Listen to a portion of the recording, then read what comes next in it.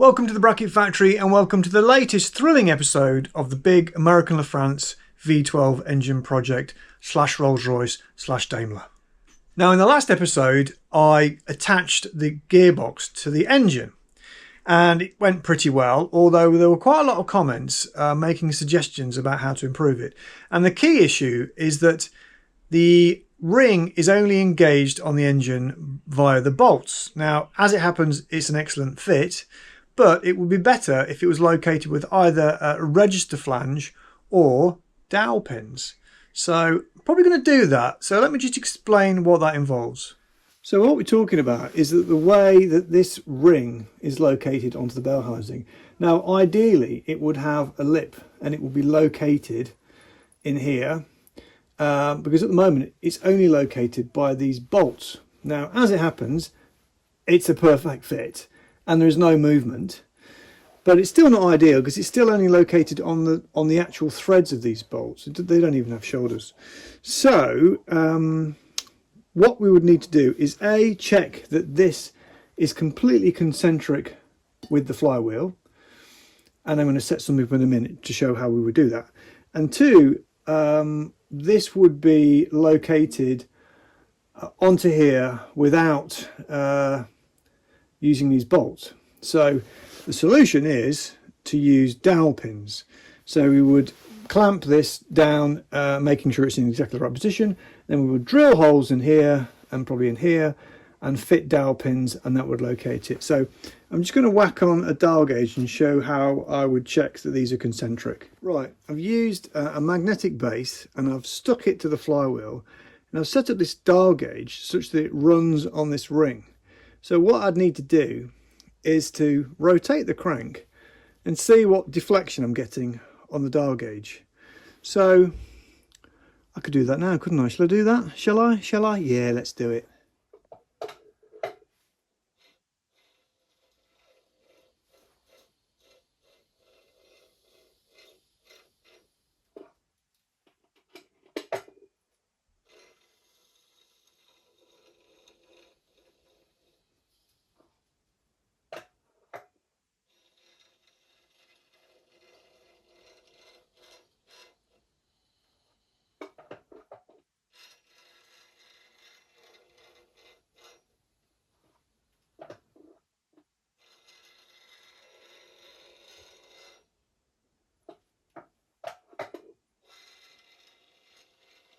So that was very interesting, wasn't it? It showed that it is out to the tune of about 0.4 of a millimetre, which is of course sortable. It's like the whole thing is shifted that way very, very slightly. Now I need to put the rest of the bolts in and I need to tighten it down properly, and I need to do it all again, but it is all sortable. And when I've trammed it, by the way, the process of making them concentric is called tramming. It's what you do on machine tools to make sure your job's aligned with or parallel with the actual slide on the machine. In this case you're not making sure they're parallel, but you are making sure they're concentric. Anyway, it's all sortable. I can tram it all, align it and dowel it, but that's going to be another time. So I hope that all made sense, and thank you to Black House Engineering for suggesting it. I'm definitely going to do it, but I'm not going to do it quite yet, as I want to move on to the next bit. So let's go over to the bench and remind ourselves where we're up to. Right, a reminder of where we're up to on this little project to connect the gearbox. So this is our engine flywheel housing. The engine goes up like this, and we've already put our gearbox on with this ring here. Goes more like that. So now we've got the issue of the existing flywheel sitting in there quite happily like that, and we need to connect the drive through to the gearbox. And at the moment we've got a shaft which pokes out as far as there, and that is a spline shaft. So there's a few missing bits. Firstly, we need the clutch plate, which the Rolls Royce clutch plate, which has a female shaft which goes onto those splines. Secondly, we need a clutch cover. Going to be a modern one. Thirdly, we need the clutch material to go on the clutch plate, taken off the old clutch. Fourthly, is fourthly a thing? We need a spigot bearing for the end of the shaft to engage into, which is a needle roller. And fifthly, we need a face for the clutch to work again, so some kind of plate. So it's all very crowded, but it means accumulating a number of parts. I've not even talked about the clutch release bearing yet. Let's forget about that for the time being. It needs a load of parts, so let's show you what I've accumulated so far. So first up is the Rolls Royce clutch disc. They came in two different kinds. I think this is the earlier kind. The later kind had some kind of cush drive in the middle to take out the shock. Ideally I'd have the later one, but beggars can't be choosers. Obviously it's got no clutch material on it. It's a bit like the Austin 7 one I showed you in the episode before last. It's got an internal spline shaft here, so let's just stick it on the gearbox and show you what it looks like. So this is my clutch disc, and it basically just slides on like that. Next thing up is a clutch cover. Now this is a modern clutch cover. It's off an Iveco truck. I was wondering how to pronounce that. I always thought it was Iveco, but it's Iveco, which is Italian, bambino, cappuccino. So a dirty great big clutch. It's some kind of lorry, and obviously with that comes a clutch plate. Now I'm not going to be using this clutch plate, but I am going to be using this clutch lining. So I'm going to drill off these rivets and I'm going to attach this to the clutch plate. Next up is this. This is a needle roller, which is going to be my spigot bearing, so I can show you where that fits. And this is the spigot bearing, and that will go over the end like that.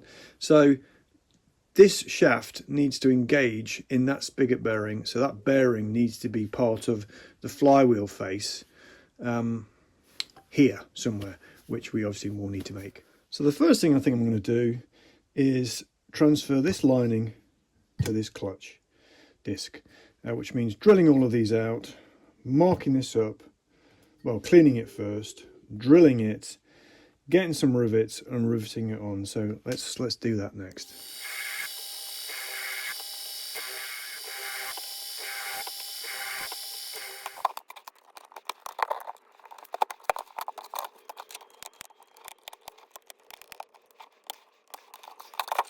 Right, so the clutch linings have been removed. Put up a tiny bit of a fight, but not much. You notice on here that these kind of veins have got a slight twist on them, and that is so that it kind of springs out on itself. Now the Rolls Royce is very, very similar to this, but it's actually slightly thicker, so we're going to have to take that all into account when we make everything. But this is now surplus to requirements. Oh, one more thing we need to do. We just need to check the rivet diameter. So it's going to be about 4.5 mil. Let's measure it. 5 mil rivets. So we're going to get some 5 mil rivets, and then we can take these and we can stick them on the other clutch disc.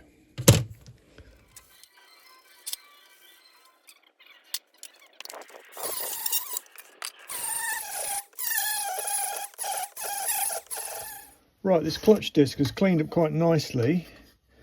Interestingly, I saw a message from somebody on a Facebook group saying they made one of these out of a circular saw blade in the States. So if push comes to shove, I could do that, but I'm not going to because I've got this. But so now I need to mark up and drill for my clutch discs, which will go on like that.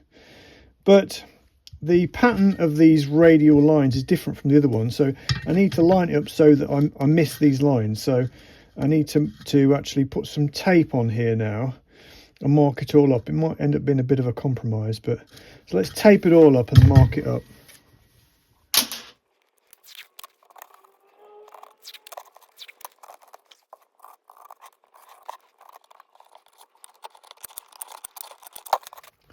Right, that was a bit of a fiddly job, I have to say. It's all marked up now, so I need to measure the distance between the rivets. I need to measure the centre line. Start again. So I need to measure the pitch circle diameter of the rivets. So I need to measure this. The diameter is,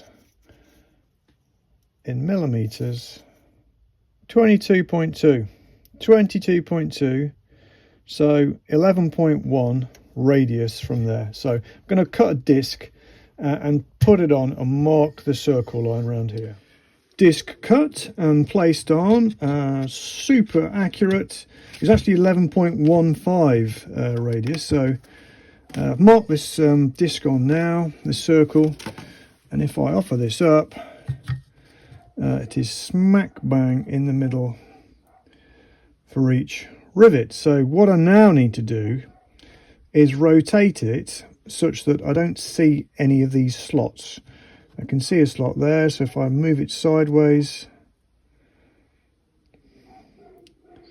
I'm smack bang in the middle of a slot there. So this might be tricky. Moved it a bit further. That could be it. That could be it. I'm going to inevitably be quite close to one of these. It's very close to that line there, but I'm not sure that I'm going to be able to do much about that. Who knows? Oh, that looks all right. Oh no, I'm hitting there. Yeah, so it's going to be a compromise. But that's the next step. Drill, mark up and drill, so I can rivet this on.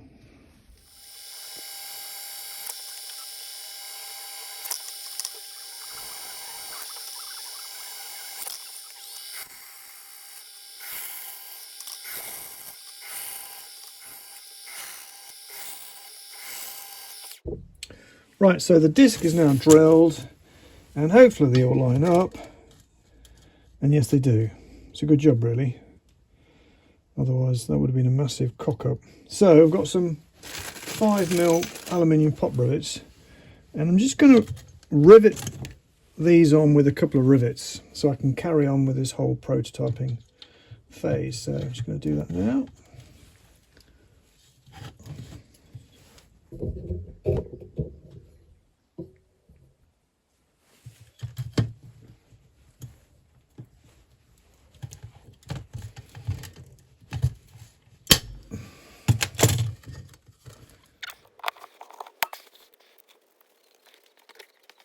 Right, that's one side done. Do the other side. Whew, blimey. It got me in the eye, that did. So there we have it. I've riveted these two friction discs on the side just using these aluminium pop rivets. Now, I've only just done this to kind of move forward and progress this prototyping phase. I've ordered some copper rivets. But I could probably stick with these aluminium rivets. They're the right size. I'd only have to knock these little ends out, and I could probably use them. But anyway, let's crack on with this prototype and stick it on the gearbox and see what it looks like. Right, let's plonk it on. There it is. Of course, it looks just like we thought it'd look like. So that's good so far. I think what we need to do now is focus on the actual flywheel itself. So I'm not going to make a flywheel yet. I'm going to design a flywheel. In order to do that, I'm going to make a prototype. And I'm going to make it out of wood. So that's next. So what I've decided to do is to make a wooden cover for this. And I've done some basic calculations. calculations, and it needs to be about 18mm thick. So as it happens, I've got a big sheet of 18mm ply, and I am going to make a disc which bolts onto these 12 bolts here. So I've got to measure the pitch circle for that. I've got to measure the diameter for that. I've also got to measure the pitch circle for the clutch cover, which is going to mount onto there. And in the middle, there'll be this spigot bearing. And if I get my sums right, then the clutch disc will be about 3mm away from the surface of this plate. You obviously don't want it tight up against it, otherwise the clutch won't release. So it'll slide about 3mm on the spline and then bite when the clutch cover is tightened up. So let's make that flywheel, shall we, and see if my maths is correct.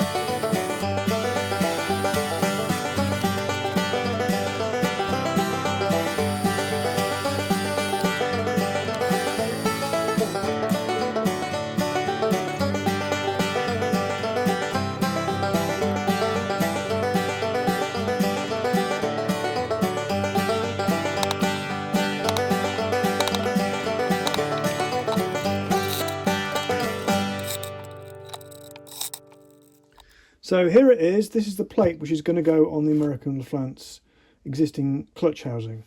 So as you've probably realised, this middle hole is for the spigot bearing, which should go in here. Now at the moment we don't know exactly how proud this is going to be, so the final design will have to have a sort of a slightly raised section here, and on top of here will go, of course, the clutch disc, like that. Of course, I need to make some kind of alignment tool so it aligns up inside there. And on top of here, we'll go, lift it on. As you see, I've got these 8mm dowel pins. So that should line up like that. Obviously, it won't go all the way down because it's got to compress the clutch. And what I've done is I've put behind here these things called T-nuts, and these M10 bolts will go down, and these T-nuts are actually used on climbing walls to hold the holds on. Not many people know this, but my other passion is rock climbing, and I built a massive climbing wall, maybe show a picture, and I use hundreds of these things, so I had a few left over for this. So far so good. Now I need to offer it up to the engine, and we need to do a few sort of tests to work out what's going to work. One thing I do know already though, if I take this off, yeah, I do know that these bolts here, bolt heads, are only slightly shy, 1mm shy of the clutch lining. You can see that. So I'm going to have a machined groove in here, a slight rebate on the final version. So there are a few details to work out the final design, but if I can get it all working with this, then we're game on. I'll get one made. Can't make it myself because my lathe's not big enough. So anyway, next step is to stick this on the engine, do some basic tests. Right, now it's time to offer up this this disc and see if it fits. Hopefully I drilled all the holes in the right place. We'll soon find out.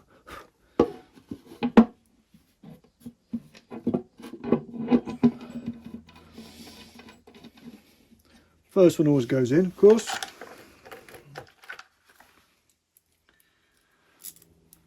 Will the second one go in? Yes, it does.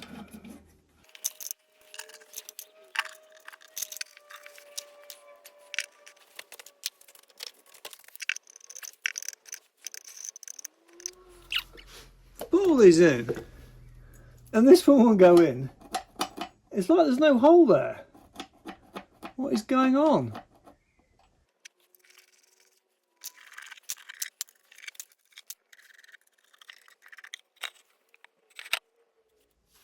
So this is exactly why you make prototypes. It turns out that this hole here is not in the right place.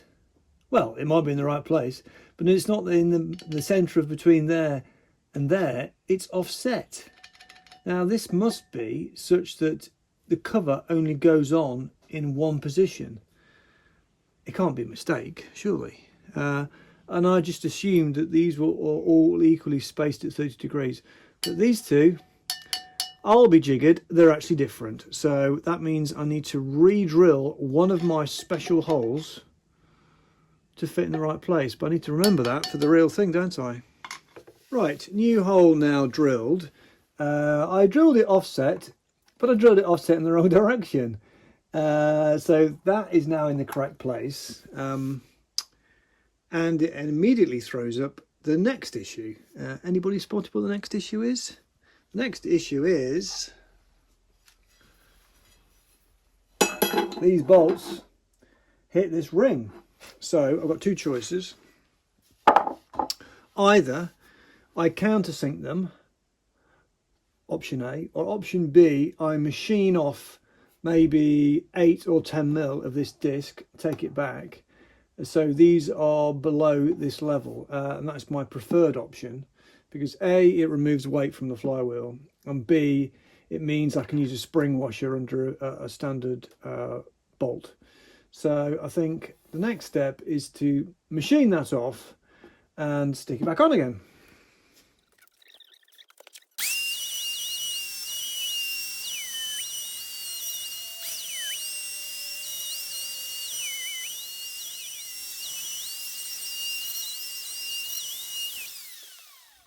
Right, so we're now back in the game. I machined off 9mm, so this is 9mm thick, and as it happens, that is exactly the same thickness as the original clutch cover. But of course, the clutch cover not only taking a torsional force, but it's taking a force trying to force the whole thing off. This isn't. Anyway, now that we're back where we wanted to be, and this ring doesn't hit these bolts, which is good. We want to do the first test, and the first test is to put the gearbox on and see how far the nose, the input shaft of the gearbox protrudes into this hole, and that will tell us where the spigot bearing needs to be in space. Also, the test after that is to put the clutch disc on and see how far away that is from this surface. I'm thinking it's going to be 3mm, but we'll see. So let's wipe the gearbox on and see how close it is.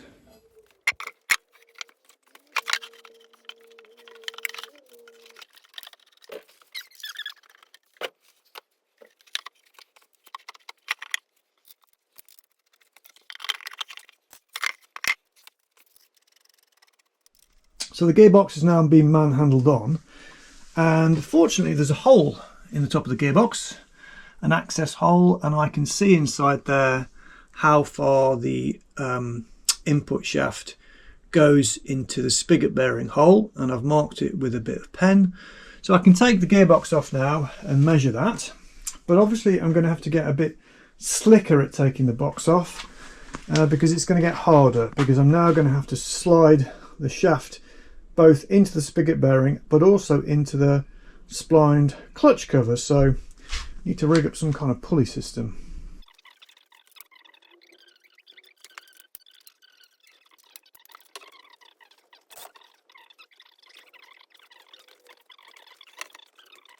Well, that was a damn sight easy, wasn't it? And we can see that this input shaft sticks into the flywheel to the tune of 12 millimeters.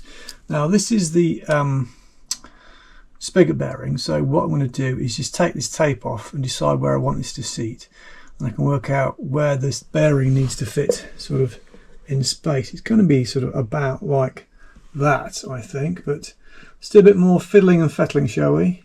So I put the clutch disc on and I put the spigot bearing where I want it to go, and the leading edge of the bearing is 20 millimeters from the end of the shaft, so that means it needs to protrude from there by 8 millimeters.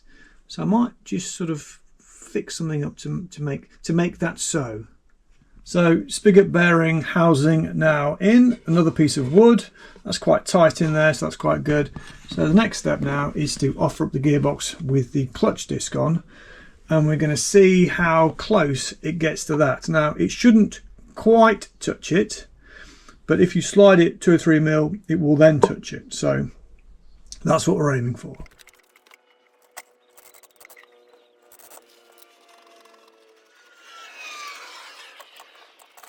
Well, that was ridiculously easy. So now time to check out this clutch plate. Right, the gearbox is on and it was beautifully easy.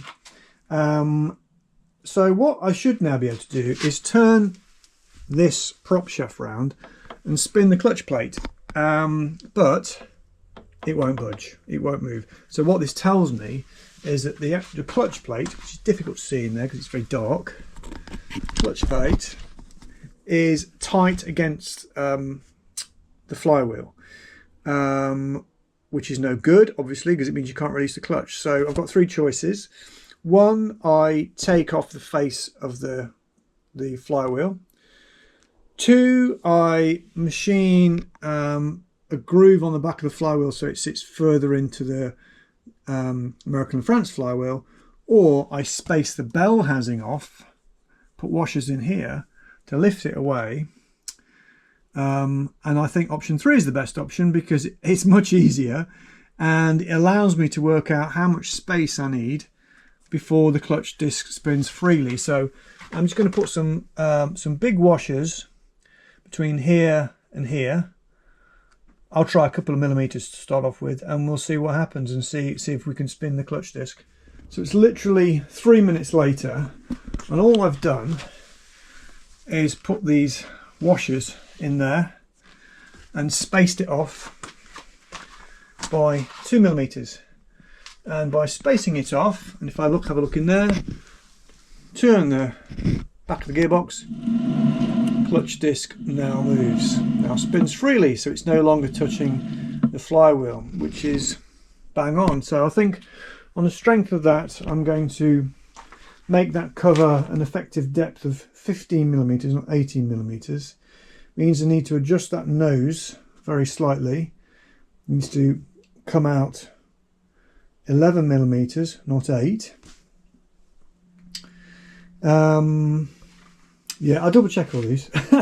But now the key thing to do is to put the clutch cover on and make sure that everything lines up and everything fits. So let's stick the clutch cover on. Right, so we now need to stick the clutch plate and clutch cover on, and this goes on there like that.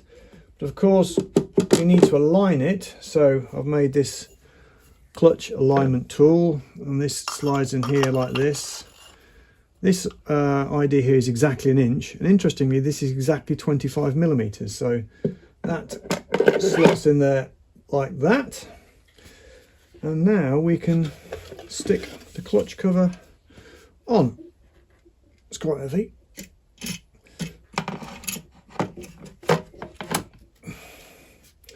Bit of sawdust on it. So let's tighten it up.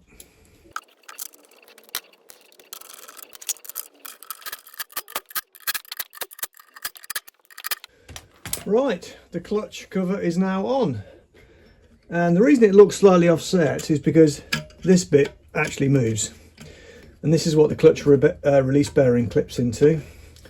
But we'll get to that later. So now we're going to offer up the gearbox again, just to make sure that it all lines up and fits. And then we can probably tick a box. So before I put the box back on, I've got a little experiment, and that's to see how much run out I'm getting on this clutch plate. Given that the whole thing is made out of wood and has been machined by eye, I say machined, drilled, what will we get? So rig this up and I'll turn the engine over.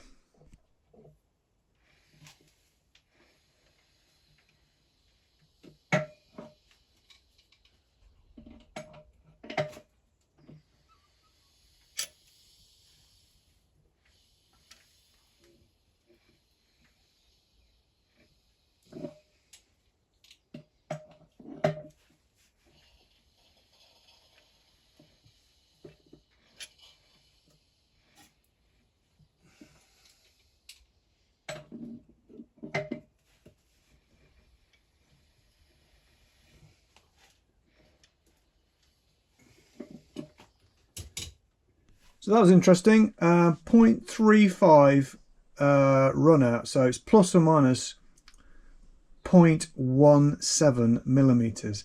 So that's not bad, really, is it? And obviously, I'm not going to run it like this. Well, I might experiment with the clutch cover. But anyway, let's put the box on.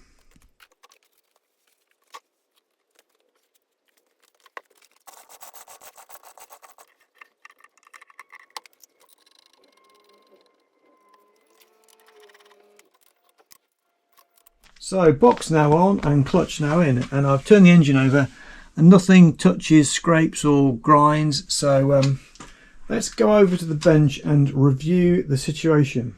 So we're back at the bench and we are reviewing the situation, and I've got the diagram from the last episode, which seems to have some kind of death wish, because it jumped in the bin again, and this time it poured petrol all over itself. So I think we need a new diagram. That's better, new diagram. So we've made the connecting ring, albeit we're going to do that dowel pin modification. We've connected the drive, tick, albeit we do actually have to get the parts properly made out of metal. Wood is not quite good enough. So it leaves us with this bit here. Now this is not to scale, but this is the clutch release bearing, which is going to move in this direction. So we now need to focus our attention on that. So let me show you a few bits and bobs. Right, Exhibit A. Now this is the clutch release bearing which goes in the new clutch, and this bit stays still, this rotates in the clutch, this bit here. But this bit inside doesn't rotate, which might be an issue. But anyway, that's one side. Next bit, Exhibit B, is this clutch release fork, and this attaches to the shaft inside the gearbox, and it sort of goes backwards and forwards like that. Obviously not designed to fit in there. Exhibit C is a Rolls Royce clutch release bearing. Now on the Rolls Royce, the middle bit goes round. This slots in here like that. Come on, slots in there like that, and there are pins which go through these little holes here, and this goes backwards and forwards like that. So what I need to do is marry up this bit to that bit, and ideally it needs to go round in the middle. So that is my challenge, which I have to accept. But if you want to see how I rise to that challenge, then you'll have to tune in next time. So if you like that, please hit like. Please do leave me a comment if you've got anything to say. If it's anything like last time, you'll tell me a load of stuff that I really should have thought of myself. But please do leave those comments, and I try to respond to pretty much all of them. If you want to see what's coming up, hit subscribe, don't forget. If you want one of these t-shirts, go to the shop, which is up there. But I think that's pretty much it for now, so thanks for watching.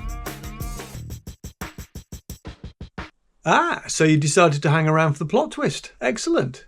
So at the beginning of this episode, I checked the run out between the flywheel and the adapter ring that I made. And as you saw, it was about 0.4 mil out. Now, you'd assume, wouldn't you, that the flywheel is concentric with the actual bell housing. But I thought I better just check that and see if there's any run out there. So this is what happened.